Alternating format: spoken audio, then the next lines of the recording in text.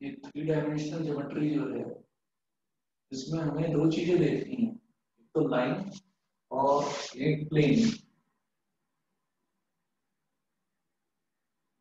Line और plane.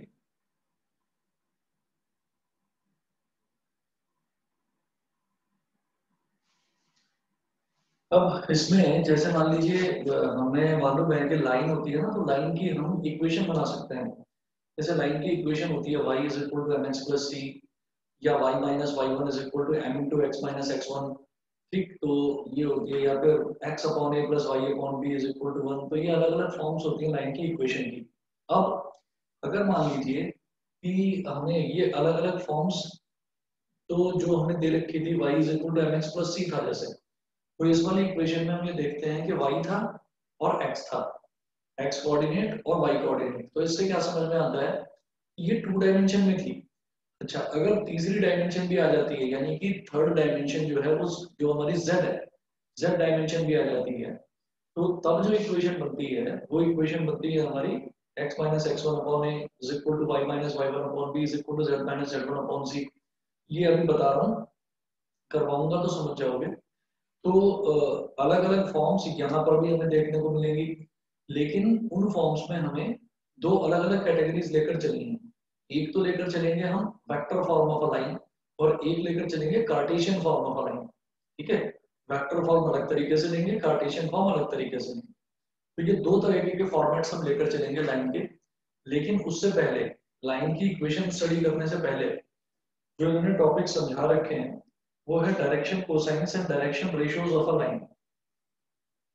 Direction cosines and direction ratios of a line. तो इसमें हमने ये कहा कि जो डायरेक्शन कोसाइन होते हैं ना और a line, it's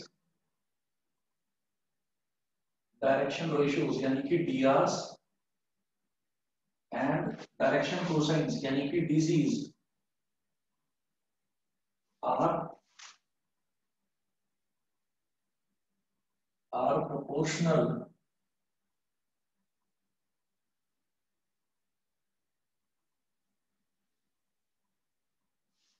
or minus direction ratios and direction cosines are proportional to each other as L upon A is equal to M upon B is equal to N upon C। ठीक है, और हम ये जानते हैं कि जो L upon L जो होता है ना, ये L M और N, इनको हम बोल देते हैं डायरेक्शन कोसाइंस। डायरेक्शन कोसाइन क्या होंगे कि लाइन जो है वो एक्स एक्सिस के साथ कौन सा एंगल बना रही है, अल्फा। जैसे अभी जो मैंने वेक्टर में देखा था, तो वेक्टर में हम ये कहते थे कि वेक्टर में भी क्या होता था कि कोई भी पॉइंट है उसको स्पेस में जब हम लोकेट कर देते हैं, तो लोकेट करने पर हमें क्या बनाना होता है, पहले उसको लाइन में ही कन्वर्ट करना होता है। तो इसमें और वेक्टर में काफी कुछ चीजें आपको सिमिलर मिलेंगी, लाइन में और वेक्टर में। कैसे, जैसे मान लीजिए हमसे ये कहा जाता है कि वेक्टर्स हैं, तो वेक्टर्स के लिए, वेक्टर को स्टडी करने के लिए मुझे पोजीशन वेक्टर बनाना पड़ता है। पोजीशन वेक्टर कैसे बनता है कि अगर कोई भी पॉइंट है स्पेस में, थ्री डायमेंशन में कोई भी पॉइंट है, वो पॉइंट अगर स्पेस में है, उस पॉइंट को आप पहले ओरिजिन से ज्वाइन करते हैं। ओरिजिन से ज्वाइन करके जो स्ट्रेट लाइन बनती है, उस स्ट्रेट लाइन, वो जो स्ट्रेट लाइन बनती है उस स्ट्रेट लाइन को ही मैं बोल देता हूँ कि ये पोजीशन वेक्टर है। यानी कि वहां पर भी लाइन थी ना मेरे पास, इसी तरीके से यहाँ पर भी लाइन थी। वहां जो लाइन थी उसमें ये था कि वो ओरिजिन से पास होगी ही होगी। यहाँ वाली लाइन ओरिजिन से पास हो या ना हो, ये जरूरी नहीं है, ये जरूरी नहीं है। तो होता क्या है कि अगर लाइन जो है वो अगर एक्स एक्सेस के साथ कोई एंगल बना रही है तो उसको हम मानते हैं अल्फा। लाइन जो वाई एक्सेस के साथ एंगल बना रही है उसको हम मानते हैं बीटा। लाइन जो जेड एक्सेस के साथ एंगल बनाती है उसको बोलते हैं गामा। तो एल जो होता है direction cosine, l is equal to cos alpha, m is equal to cos beta and n is equal to cos gamma. ये एल एम एन हो गए। और वही वाला फंडा है जो हमने लाइन में भी देखा था कि l square plus m square plus n square is equal to 1, एक ये है। और उसके अलावा जैसे एल निकालते हैं, तो एल निकालने का मेथड क्या है, l is equal to plus minus a upon under root a square plus b square plus c square, m is equal to plus minus b upon under root a square plus b square plus c square. Similarly, n is equal to plus minus c upon under root a square plus b square plus c square. ठीक है, तो अरे ये क्या हो गया, video चली गई। हाँ एक मिनट को देखता हूँ। हाँ ठीक है, तो एल एम और एन ये बिल्कुल सेम वैसे ही है जैसा हमने वेक्टर्स में देखा था। Direction cosines cos alpha cos beta cos gamma बिल्कुल सेम वेक्टर्स वाला। ठीक, अब इसके अलावा इन्होंने कहा कि हमको डायरेक्शन कोसाइंस निकालने हैं, direction cosines of a line passing through 2 points. तो ये देखिए क्या होगा,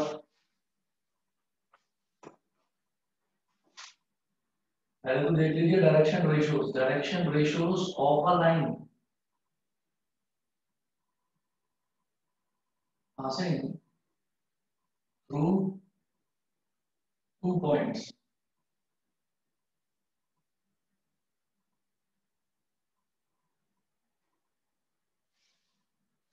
अब जो 2 पॉइंट्स हैं उन पॉइंट्स को मैंने पी और क्यू मान लिया। जैसे मान लीजिए एक पॉइंट है पी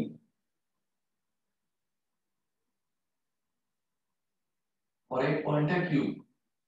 ये पी है, पी के कोऑर्डिनेट्स हैं x1 y1 और z1, और क्यू के कोऑर्डिनेट्स हैं x2 y2 और z2। पी के कोऑर्डिनेट्स x1 y1 z1 और क्यू के कोऑर्डिनेट्स x2 y2 और z2 ये है।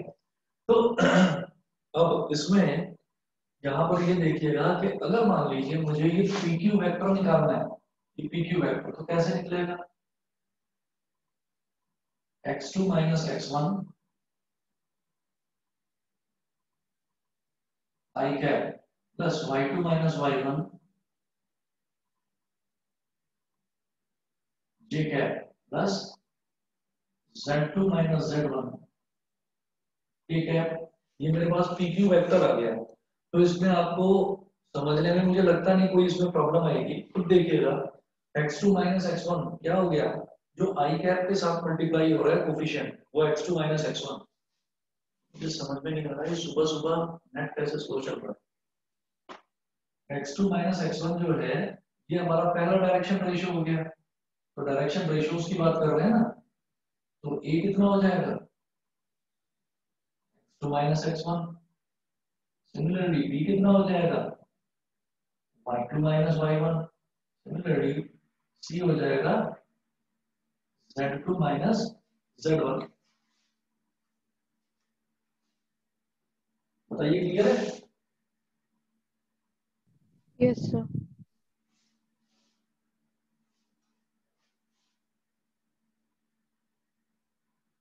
c हो जाएगा z2 माइनस z1। तो ये तो हमारे हो गए डायरेक्शन रेशियोज। ठीक, अच्छा अब इसके बाद जो डायरेक्शन कोसाइंस की अगर हम बात करें तो डायरेक्शन कोसाइंस वो निकालना बड़ा आसान। क्या भाई, a upon under root a square plus b square plus c square. अब under root a square plus b square plus c square ये क्या हो गया, ये हो गया पी क्यू का मॉडुलस, पी क्यू का मॉड। और लाइन के केस में, लाइन के केस में अगर मान लीजिए लाइन का मैं वेक्टर फॉर्म निकाल रहा हूँ तो पी क्यू वेक्टर अगर इस लाइन की, लाइन को वेक्टर और वेक्टोरिकली रिप्रेजेंट करने का तरीका पी क्यू वेक्टर है। तो अगर मैं इस पर से वेक्टर साइन हटा दूं तो सिर्फ पी क्यू बचेगा। पी क्यू क्या होगा, लाइन का मैग्नीट्यूड। लाइन का मैग्नीट्यूड क्या होगा, लाइन की लेंथ। ठीक, तो डायरेक्शन कोसाइंस हो गए डीसीज। ये क्या हो जाएगा, एल इज इक्वल टू क्या, ए ऊपर तो ये आ गया यानी कि x2 माइनस x1 और नीचे क्या आएगा under root a square plus b square plus c square, वो क्या होगा, वो इसकी मैग्नीट्यूड तो होगा, यानी कि लेंथ, समझ गए, x2 minus x1 upon, yes sir. और m होगा y2 minus y1 upon you are, sorry you are पर ठीक है, लाइन तो एक ही है ना, और n is equal to z2 minus z1 upon ठीक है। यही डायरेक्शन कोसाइन और यही डायरेक्शन रेशियोज, इनका फंडा यूज करके आगे हमारी जो एक्सरसाइज है, एक्सरसाइज 11.1 और ये एग्जांपल्स ऐसे ही हो जाएंगे। देखो एग्जांपल नंबर 1 है पेज नंबर 466 पर, if a line makes angle 90 degree, 60 degree and 30 degree with the positive direction of x, y and z axis respectively, find its direction cosines। Direction cosine निकालने में क्या formula है, सीधा सीधा दे रखा है, अल्फा बीटा और गामा, 90 60 और 30, 90 डिग्री 60 डिग्री और 30 डिग्री छोड़ दो इसको, यस सर। ठीक है ना, तो cos 90 cos 60 और cos 30 हो जाएगा। एग्जांपल नंबर 2 देखिए, if a line has direction ratios 2 -1 and -2, determine its direction cosines। सीधा ये फॉर्मूला यूज करके डायरेक्शन कोसाइन निकाल सकते हो, ये भी छोड़ रहा हूं मैं। फिर है example 3, find the direction cosines of the line passing through the two points -2 4 -5 1 2 3, ये भी छोड़ दो, दो पॉइंट्स दे रखे हैं, दो पॉइंट्स दे रखे हैं तो मेरे पास उनके डायरेक्शन रेशियोज आ जाएंगे, x2 minus x1 y2 minus yes sir. y1। छोड़ दो इसको, एग्जांपल 3 को बताओ, यस सर। ठीक है। उसके बाद देखिएगा, find the direction cosines of x y and z axis, ये देखिएगा,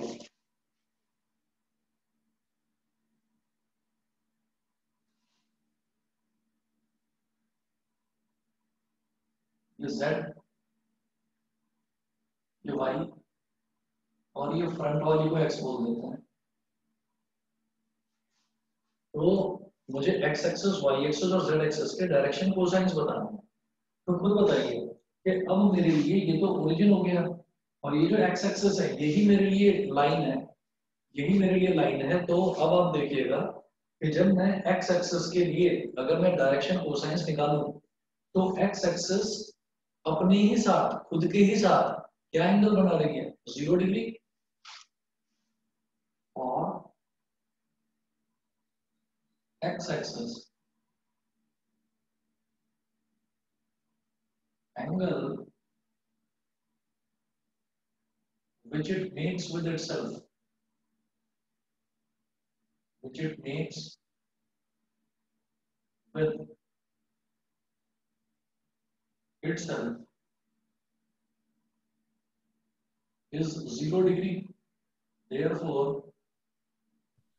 सर alpha हम is x equal to axis के रेफरेंस में लेके चलते हैं, क्या, एक्स एक्सिस के रेफरेंस में लेके चलते हैं सारे हाँ डायरेक्शन कोसाइंस। डायरेक्शन ना ऐसा नहीं है, क्या है कि अभी मैं x एक्सिस की बात कर रहा हूँ, इन्होंने बोला कि आपको ये बताना है कि x एक्सिस के डायरेक्शन कोसाइंस क्या है वो बताइए, y एक्सिस के डायरेक्शन कोसाइंस बताओ और z एक्सिस के बताओ।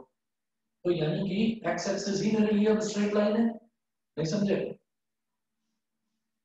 भाई, एक लाइन के डायरेक्शन कोसाइंस बताने हैं तो हमें वो लाइन तो पता होनी चाहिए कि लाइन कौन सी है। तो सबसे पहले मैं x एक्सिस को लाइन लेकर चल रहा हूँ, अच्छा इन्होंने लाइन वाइज लिया है, पहले एक्स लिए फिर वाई लिए फिर पहले जेड x लिए। फिर y फिर z, बिल्कुल सही।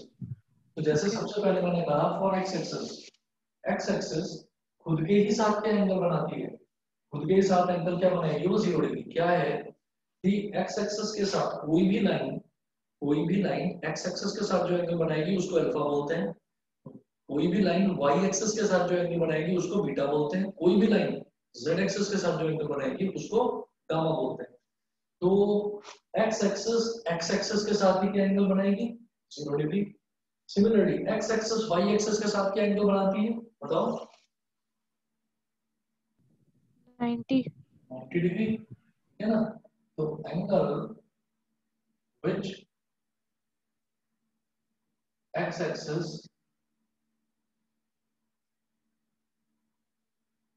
makes with y axis and z axis, और वाई एक्सिस के साथ भी 90 डिग्री एंगल बनाती है एक्स एक्सिस, और जेड एक्सिस के साथ भी is 90 degree. Therefore beta is equal to gamma is equal to 90 degree. तो एल क्या हो जाता है, कॉस अल्फा, यानी कि कॉस 0 डिग्री यानी कि 1। एम क्या हो जाएगा, कॉस बीटा यानी कि कॉस 90 डिग्री यानी कि 0। और एन क्या हो जाएगा, कॉस गामा यानी कि कॉस 90 डिग्री यानी कि 0। तो हाँ सर समझ गई, मतलब 1 0 0 0 1 0, ठीक है। 0 1 0 और 0 0 1 छोड़ दें। Yes sir. ठीक है जी। उसके बाद देखिएगा एग्जांपल नंबर 5। एग्जांपल नंबर 5 जो है उसमें है show that the points a 2 3 -4 and b 1 -2 3 and c 3 8 -11 are collinear. तो आप क्या करेंगे, आप a और b, आप a और b पॉइंट को लेकर उसके डायरेक्शन रेशियो निकालेंगे, ठीक। और b को और c को उसके डायरेक्शन रेशियो निकालोगे। जैसे एग्जांपल नंबर 5 में हम बोलेंगे a है हमारे पास, तो 2 3 -4 1 -2 3। सर कोलिनियर में ऐसा नहीं था a B vector plus B C vector equals to C A vector? बिल्कुल, एक तो वो तरीका है a B vector plus B C vector is equal to C a या ए सी वेक्टर, अगर वो उसके बराबर आ जाए तो वो कोलिनियर होते हैं। दूसरा तरीका क्या होता है, जो हमने 2D में देखा था वो ये था कि अगर दोनों का ए बी वेक्टर है और बी सी वेक्टर है, अगर दोनों का स्लोप इक्वल आ जाए तो होता है। स्लोप वाला फंडा हमने यहाँ तो करा ही नहीं, ठीक है। तो स्लोप मतलब कि वो जो इक्वल हो जाती है? हाँ, तो कोलिनियर होते हैं। तो हमने ये कहा कि हमें स्लोप वाला तो यहाँ पर देखना ही नहीं है फंडा। तो वो चीज हमने देखी थी 11th क्लास में कि हम स्लोप निकालते थे। अगर हमको कोई दो पॉइंट्स दे रखे हैं, सॉरी 3 पॉइंट्स दे रखे हैं, तो मैं पहले 2 पॉइंट्स को लेता था, y2 - y1 upon z2 x2 - x1, और फिर अगले 2 पॉइंट्स को लेकर उनका स्लोप। तो वो अगर इक्वल होता था तो हम बोलते थे कि हाँ ये कोलिनियर है। यहाँ क्या करेंगे कि जैसे 3 पॉइंट्स दे रखे हैं, तो पहले 2 पॉइंट्स को लेकर उनके डायरेक्शन रेशियो निकालेंगे, फिर अगले 2 पॉइंट्स को लेकर उनके डायरेक्शन रेशियो निकालेंगे। अगर डायरेक्शन रेशियो प्रोपोर्शनल है तो हम कहेंगे यस लाइन जो है हमारी कोलिनियर है। समझ गए, पॉइंट जो है सॉरी कोलिनियर। समझ गए भाई, एक तरीका तो वो जो तुम कह रहे हो वो ठीक है कि ए बी मतलब अगर मैं वेक्टर। वैसे करना चाहूँ तो कर सकते हैं ना, थ्री हाँ डी में हाँ, भी? बिल्कुल बिल्कुल। क्योंकि क्वेश्चन देखिएगा, क्वेश्चन में कहीं पर भी ये नहीं लिखा हुआ है using the concept of line, ये नहीं लिखा हुआ। तो अगर मेरे को 3 पॉइंट्स दे रखे हैं तो आप A B vector plus B C vector is equal to A C vector prove करके आप कहो कि हाँ ये कोलिनियर है। ठीक है, बताओ कर दूं उसको। फिर बता दो। देखिए, ये ए दे रखा है 2 3 -4 और बी दे रखा है 1 -2 3। 1 -2 3 और सी दिया है कितना, 3 8 -11। 3 8 -11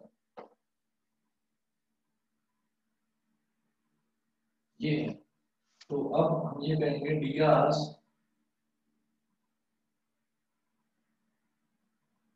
of A B vector, A B vector के अब डायरेक्शन रेशियो निकालो, क्या हो जाएगा x2 - x1 यानी कि 1 - 2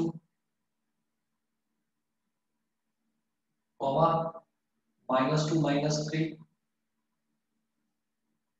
comma 3 -4।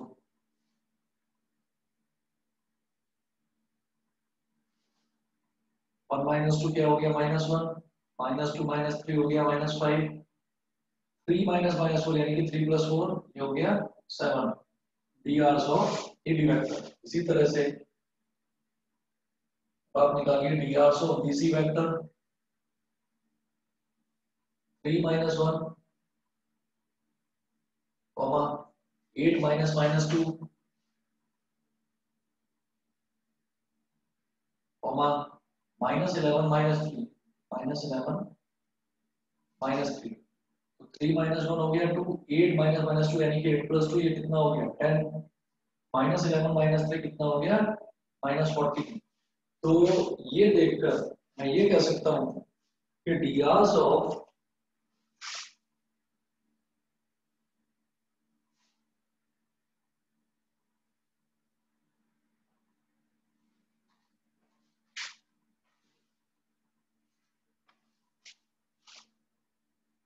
dias of AB vector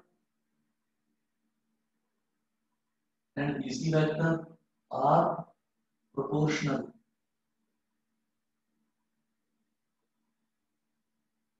Dias of AB vector and BC vector are proportional.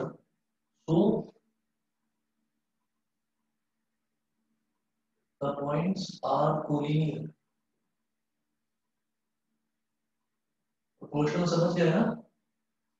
हमें इसमें सिर्फ 2 मल्टीप्लाई करना है, इसके तीनों डायरेक्शन रेशियोज में आप 2 मल्टीप्लाई करिए, इसके डायरेक्शन रेशियो आ जाएंगे -1 into 2, सॉरी -2 मल्टीप्लाई करना है, -1 into -2 कितना हो गया +2, -5 into -2 +10, 7 into -2 माइनस का 40। समझ में आ गया कि अगर डायरेक्शन रेशियोज कोलिनियर हैं तो हम ये कहेंगे कि लाइन जो है वो एक दूसरे के पैरेलल होती है। दे रखा है हमने लास्ट की लाइन देखी, it is clear that the direction ratios of AB and BC are proportional, hence AB is parallel to BC, but point B is common to both AB and BC, therefore AB and C are collinear points। समझ गए भाई? अगर हमारे पास ये बिल्कुल अलग अलग vector होते हैं कि एक होता PQ वेक्टर और एक होता RS वेक्टर, तो मैं बोलता है कि PQ लाइन और RS लाइन वो एक दूसरे के पैरेलल हैं। लेकिन यहाँ पर क्या दे रखा है, एक को तो मैंने लिया AB वेक्टर और एक को मैंने लिया BC लेकिन वेक्टर। सर अगर पैरेलल लाइंस होती तब भी तो कोलिनियर होता ना, वैसे मैं कह रही हूँ। अगर पैरेलल लाइन होती तो वो कोलिनियर कैसे होती? अगर पैरेलल लाइन होती तो फिर कोलिनियर का मतलब तो ये है ना कि एक सेम स्ट्रेट लाइन पर लाई करने वाले पॉइंट्स, इन्हीं को तो बोलते हैं कोलिनियर। कोलिनियर वेक्टर्स की बात नहीं कर रहे, कोलिनियर पॉइंट्स की बात कर रहे हैं।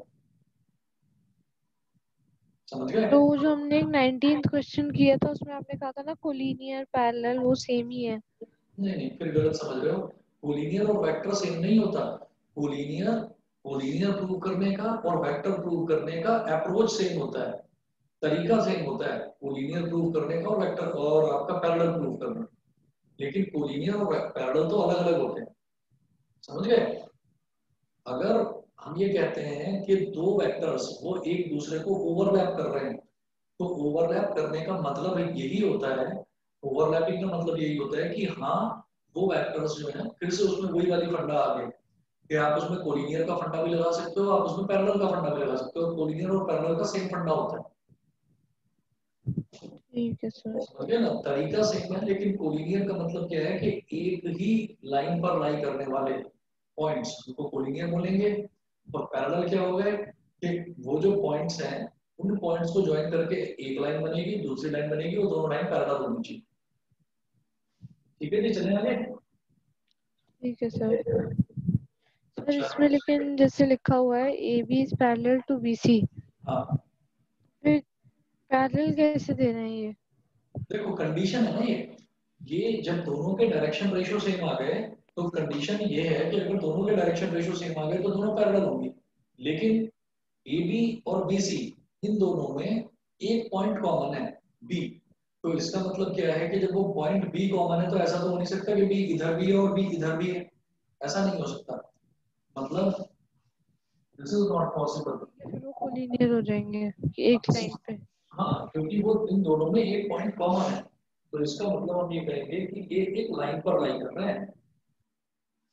समझ गए? छोड़ू चलू आगे। Yes sir. चलिए जी, इसके बाद देखिएगा एक्सरसाइज 11.1 का क्वेश्चन नंबर 1 ये हो जाएगा। ठीक है, question number 2, find the direction cosines of a line which makes equal angles with the coordinate axis. चलो, find the direction cosines of a line which makes equal angles with the coordinate axes। तो alpha beta gamma दे रखे हैं ना ये तो। हाँ, equal angle क्या हो गए? अल्फा, बीटा और गामा, तीनों को इक्वल मानोगे ना।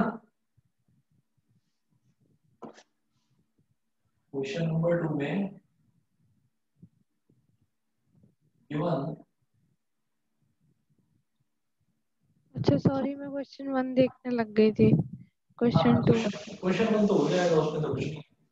क्वेश्चन नंबर 2 में find the direction cosines of a line which makes equal angles with the coordinate axis. ये अगर अल्फा बीटा और गामा तीनों के तीनों इक्वल हो, है ना, और उनको मैंने मान लिया उनको थीटा, तो वो ये कह रहे हैं कि आप इसके डायरेक्शन कोसाइंस बताइए। अगर इक्वल एंगल बना रहे हैं, कोई भी लाइन अगर कोऑर्डिनेट एक्सिस के साथ इक्वल एंगल बना रही है, तो आप उसके डायरेक्शन कोसाइन बताइए। तो क्या हो जाएगा, l square plus m square plus n square is equal to 1। अब एल क्या है, भी cos अल्फा, एल है cos अल्फा, अल्फा क्या है थीटा, cos स्क्वायर थीटा, ये भी cos स्क्वायर थीटा, और ये भी cos square theta is equal to 1। तो cos square theta plus cos square theta plus cos square theta क्या हो गया, 3 cos square theta is equal to 1। तो cos स्क्वायर थीटा कितना हो गया, 1/3। तो cos थीटा की वैल्यू होगी प्लस माइनस 1/√3। ठीक है, वो पूछ रहे हैं कि उसके आप डायरेक्शन कोसाइन बताओ। भाई ये cos थीटा का मतलब क्या है, cos थीटा का मतलब है cos अल्फा, cos अल्फा का मतलब cos बीटा, cos बीटा का मतलब cos गामा, क्योंकि तीनों एंगल इक्वल है। तो हम कहेंगे L is equal to M is equal to N is equal to plus minus 1/√3। Clear है। Yes sir. उसके बाद देखिए question number 3, if a line has the direction ratio this -18 12 -4 then what are its direction cosines. ये आप निकाल लो। मुझे A B और सी की वैल्यू दे रखी है और वो पूछ रहे हैं एल एम और एन। फॉर्मूला लगाना है plus minus a upon under root a square plus b square plus c square. ठीक है सर। उसके बाद देखिए question number 4, show that the points are collinear. ये अभी हमने देखा ही है एग्जांपल, उसी के जैसा है। Question number 5, find the direction cosines of the sides of the triangle whose vertices are this। ठीक, ये देखो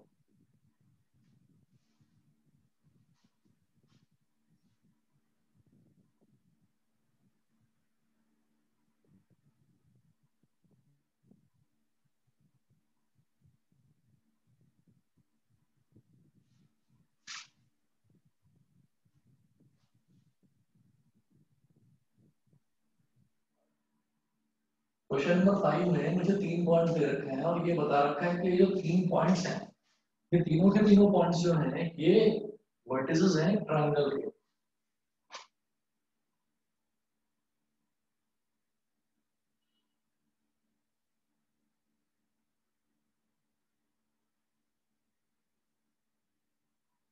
ए बी और सी। तो ए पॉइंट दे रखा है मुझे 3 5 -4, 3 5 -4। बी पॉइंट है -1 1 2, -1 1 2। और सी पॉइंट है -5 -5 -2,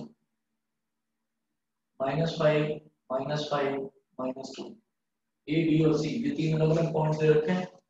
वो कह रहे हैं कि आप इनके डायरेक्शन कोसाइंस निकालो। तो डायरेक्शन कोसाइन कैसे निकलेंगे, देखिए ये ए बी है, पहले निकालो A B vector. A B vector कैसे निकलेगा, -1 -3 आई क्या है प्लस 1 सर इसको भी -5। वैसे अगर हम 3D से ना देखें तो A B vector plus B C vector is equal to C A vector कर सकते थे ना। नहीं कैसे भाई, सर जैसे वेक्टर्स में करते थे A B vector plus B C vector is equal to A C vector. नहीं तो कोलिनियर थोड़ी है बेटा ये। आप क्या करोगे यहाँ पर, triangle law of vector addition लगाना चाह रहे हो। नहीं वो कोलिनियर जैसे, अच्छा नहीं वो मैं दो क्वेश्चंस मिक्स कर रही थी। ठीक है सॉरी सॉरी सर। ट्रायंगल के वर्टिसेस दे रखे हैं और प्रूव भी नहीं करना मेरे को, वो दे ही रखा है कि ट्रायंगल के ही वर्टिसेस हैं। तो पहले निकालोगे ए बी वेक्टर की लाइन की इक्वेशन निकाल रहे हैं हम। मतलब ए बी वेक्टर है ना, तो ए बी वेक्टर निकाल रहे हैं, छोड़ो अभी लाइन की इक्वेशन छोड़ो, ए बी वेक्टर निकाल रहे हैं। -1 -3 आई क्या, 1 माइनस 5 जे कैप और 2 माइनस माइनस 4, 2 माइनस माइनस 4 के कैप। ये क्या हो गया, -4 i कैप। 1 माइनस 5 कितना हो गया, -4 जे कैप। 2 माइनस माइनस 4 यानी कि 2 + 4 मतलब 6 जे कैप। ये हो गया। अब -4 मतलब ए मेरे पास आ गया -4, बी आ गया -4 और सी आ गया 6। ए बी और सी आ गया, तो एल एम और एन निकाल सकता हूं मैं। Yes L sir. एम और एन निकाल सकते हैं। इसी तरह से हम बीसी वेक्टर निकालेंगे। बीसी वेक्टर्स के लिए भी वही, जो आई कैप के साथ मल्टीप्लाई हो रहा है वो ए, जे कैप के साथ जो मल्टीप्लाई हो रहा है वो बी और के कैप के साथ जो मल्टीप्लाई हो रहा है वो सी। ठीक, तो सर उनका भी मुझे डायरेक्शन उन्हें तीनों कोसाइन साइड्स निकालना के है। वो निकालने हैं। हाँ, तीनों। तीनों साइड्स के, अच्छा ठीक है। Find the direction cosine of the sides of the triangle whose vertices are this। बताइए जी, क्लियर है? Yes sir. ठीक, अच्छा। अब इसके बाद आ जाओ पेज नंबर 468 पर, equation of a line in space. Equation of a line in space, अगर एक लाइन है तो उस लाइन की इक्वेशन किस तरह से बनेगी, देखते हैं।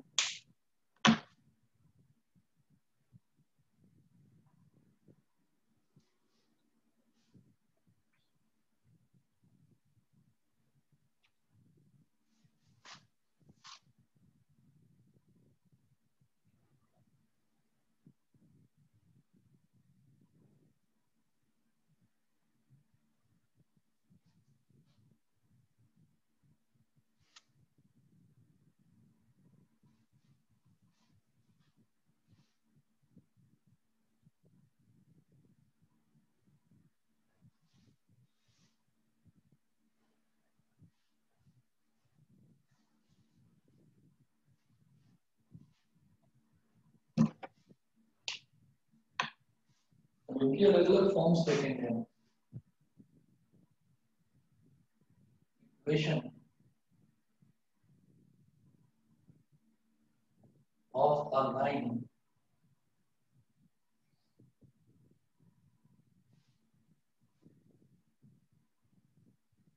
Equation of a line in space, अलग अलग फॉर्म्स देखेंगे। पहला है equation of a line through a given point and parallel to a given vector b vector।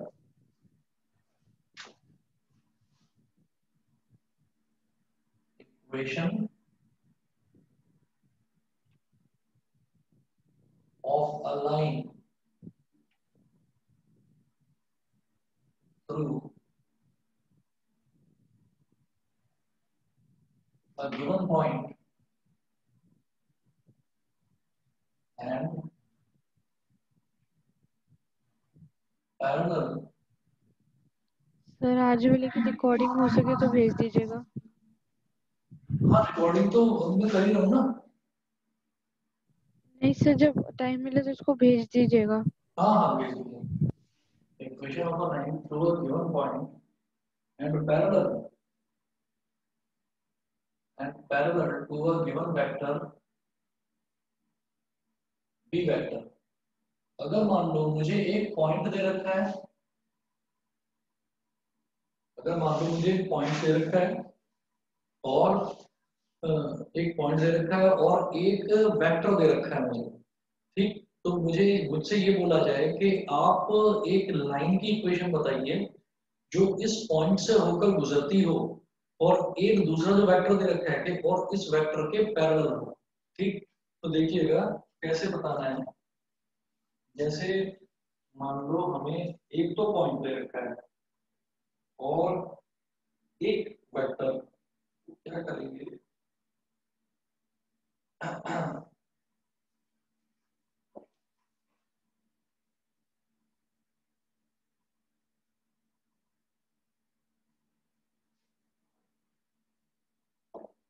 यहाँ लेंगे z,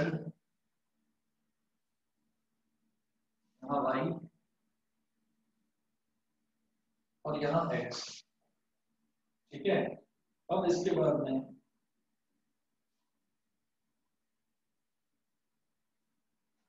एक लाइन की इक्वेशन बतानी है, तो हमने कहा यहां पर एक पॉइंट है, ये पॉइंट है कैपिटल ए, ये पॉइंट है कैपिटल ए। अब इस पॉइंट को कैपिटल ए को आप ओरिजिन से ज्वाइन कर दो,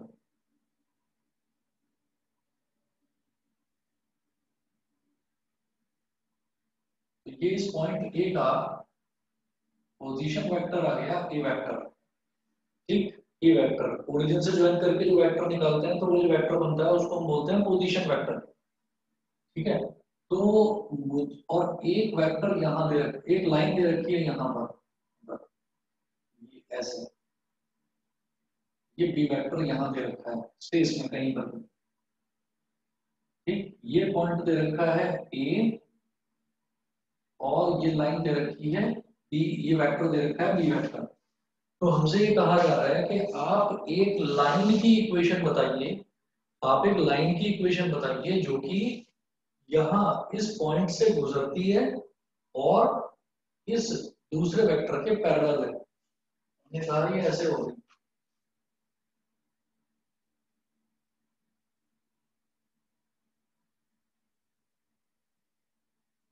ये बन गई लाइन एल।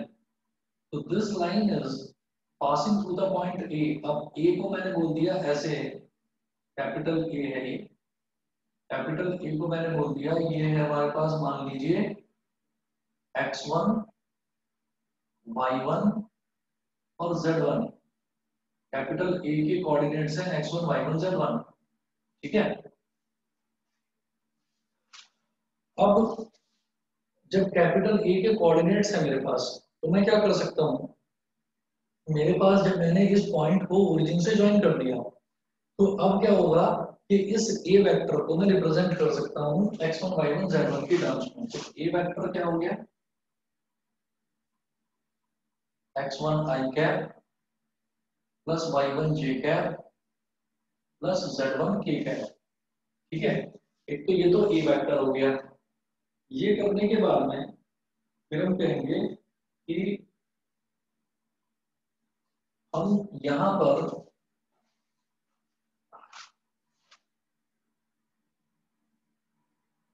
कोई भी एक पॉइंट ले लेते हैं P। इस लाइन पर मैं कोई भी एक पॉइंट ले लेता हूं P, और ये जो P पॉइंट होगा इसके मुझे कोऑर्डिनेट्स नहीं लेने, इसके मुझे कोऑर्डिनेट्स नहीं लेने। क्यों? क्योंकि जब भी मैं कोई भी स्ट्रेट लाइन बनाता हूँ, तो स्ट्रेट लाइन बनाने में जैसे हमारे पास, अगर आप 11th क्लास में जो स्ट्रेट लाइन पढ़ा था, अगर मैं उससे कंपेयर करके देखूं, तो हमारे पास ये होता था y is equal to m x plus c. यानी कि जब मैं कोई भी स्ट्रेट लाइन बनाऊंगा तो उसमें y भी आएगा और x भी आएगा। कोई भी अगर मैं स्ट्रेट लाइन बनाऊंगा तो उसमें y भी आएगा और x भी आएगा। तो y और x आता है, लेकिन मैं y और x की कोई फिक्स वैल्यू नहीं लेता। इसका मतलब क्या है कि अगर मान लीजिए मैं लाइन की कोई इक्वेशन बना देता हूँ, मान लो लाइन की इक्वेशन हमारे पास ये बन गई 2x plus 3y plus 4 is equal to 0। मान लीजिए ये इक्वेशन बन गई हमारे पास लाइन की। तो इसका मतलब क्या है कि यहाँ पर लाई करने वाले, इस लाइन पर लाई करने वाले जितने भी पॉइंट्स होंगे वो इस इक्वेशन को सेटिस्फाई करेंगे। ठीक है, इस लाइन पर अगर कोई भी लाइन है 2x plus 3y plus 4 is equal to 0, मान लो ये लाइन ऐसे है, ये है line 2x plus 3y plus 4 is equal to 0, तो यहाँ पर लाई करने वाले जितने भी पॉइंट्स होंगे ना, वो इस इक्वेशन को सेटिस्फाई करेंगे। मैंने क्या करा कि मैंने इसी तरीके से, ये तो लाइन है हमारे पास L, तो इस पर जो एक पॉइंट ले लिया, उस पॉइंट के कोऑर्डिनेट्स होंगे सिंपली x y और z। तो x y और z वेरिएबल हैं, इनकी कोई फिक्स वैल्यू नहीं है। इस लाइन पर लाई करने वाले जितने भी पॉइंट्स हैं, L लाइन पर लाई करने वाले, वो सारे x y z हैं। मतलब x1 y1 z1 जो है वो भी x y z है। तो एक्स वाई जेड जो है, एक्स वाई जेड की अलग अलग अलग अलग वैल्यूज आएंगी, दैट डिपेंड्स कि मैं कौन से अलग अलग पॉइंट्स ले रहा हूँ। तो अब हम क्या करेंगे कि यहाँ इसको इसको ओ और पी को जब मैंने ज्वाइन करा, तो इसको मैंने वेक्टर बोल दिया आर वेक्टर, इसको मैंने आर वेक्टर बोल दिया। तो अब कोई भी पॉइंट पी है, कोई भी पॉइंट पी है, किसी भी पॉइंट पी को रिप्रेजेंट करने का तरीका, वेक्टोरिकली रिप्रेजेंट करने का तरीका क्या होता है, उसका पोजीशन वेक्टर निकालना। देखो कोई पॉइंट मुझे दे रखा है x1 y1 z1, इसको वेक्टोरिकली रिप्रेजेंट करूंगा तो क्या लिखूंगा, x1 i cap plus y1 j cap plus z1 k cap. ये कैसे आया, ये कैसे आया, ये आया कि हमने ओरिजिन के रिस्पेक्ट में वेक्टोरिकली इसको रिप्रेजेंट करा है। ओरिजिन क्या होता है 0 0 0, ये ऐसे निकला है x1 minus 0 i cap plus y1 minus 0 j cap plus z1 minus 0 k cap.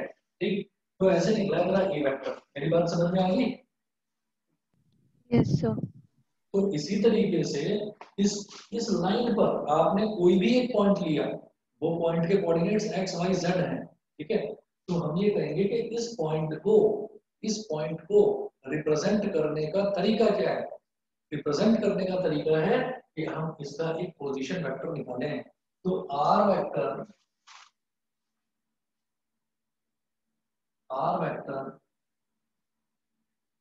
Is the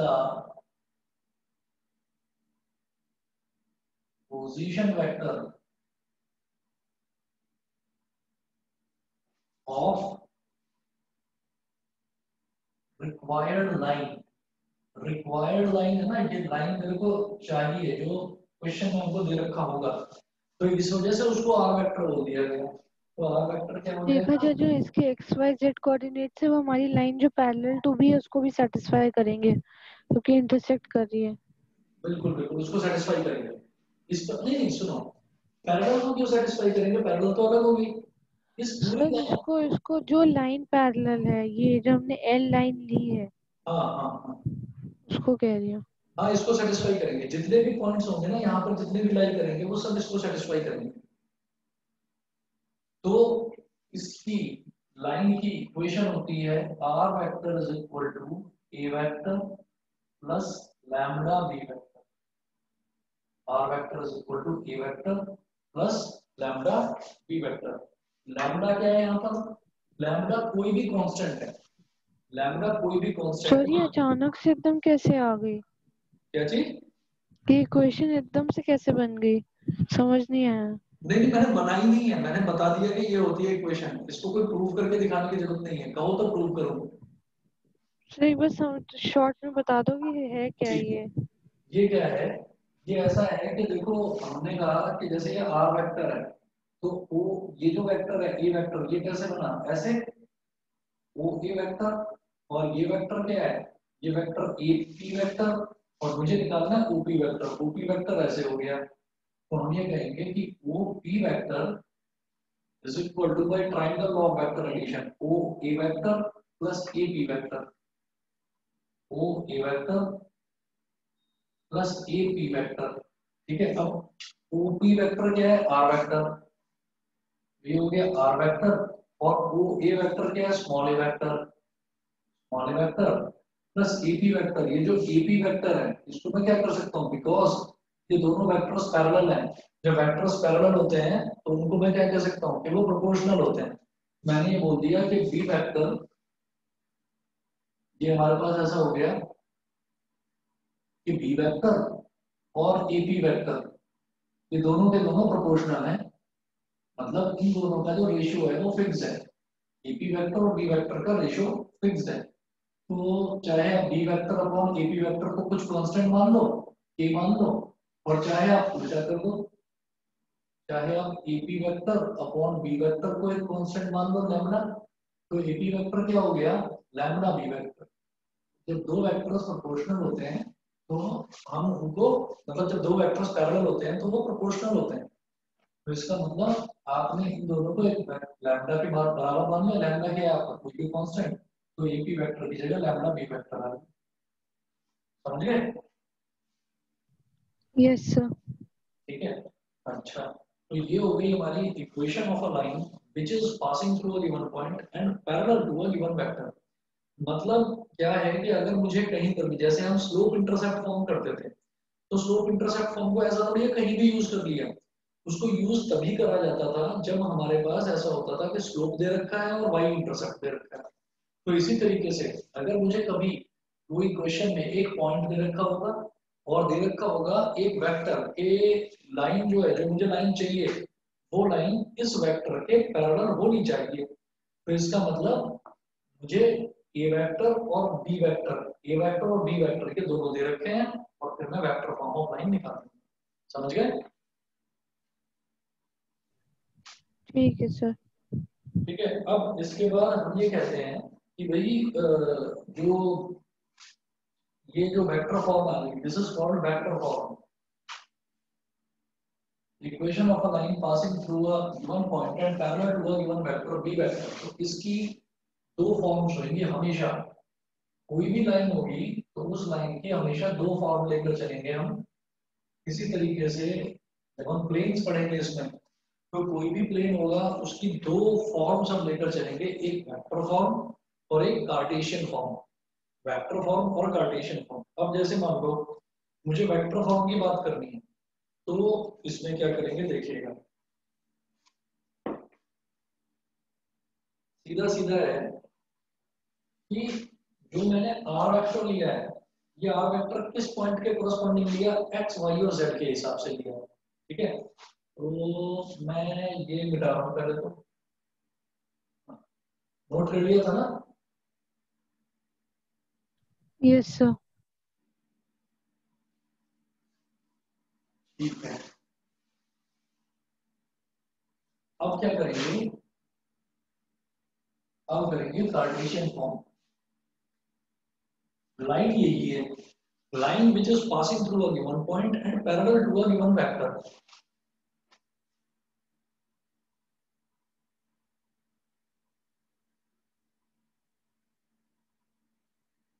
Cartesian form में देंगे तो साफ दिखाई देगा ये आर वेक्टर क्या है।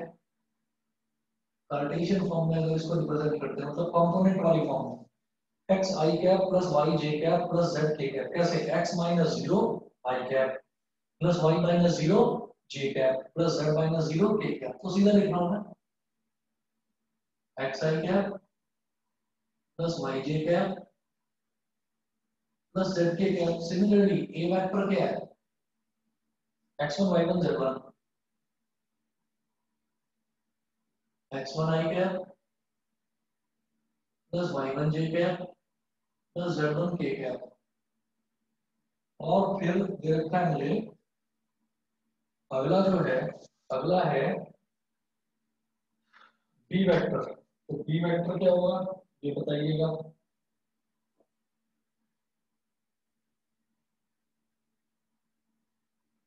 बी वेक्टर जो है, मैंने क्या करा, जो मुझे बी वेक्टर दे रखा है उस बी वेक्टर का वो मैंने ये मान लिया ए आई कैप प्लस बीजे कैप प्लस सी के कैप, ये हमने मान लिया। कोई भी जो वेक्टर दे रखा होगा उस वेक्टर के क्या होंगे, डायरेक्शन रेशियोज होंगे ना।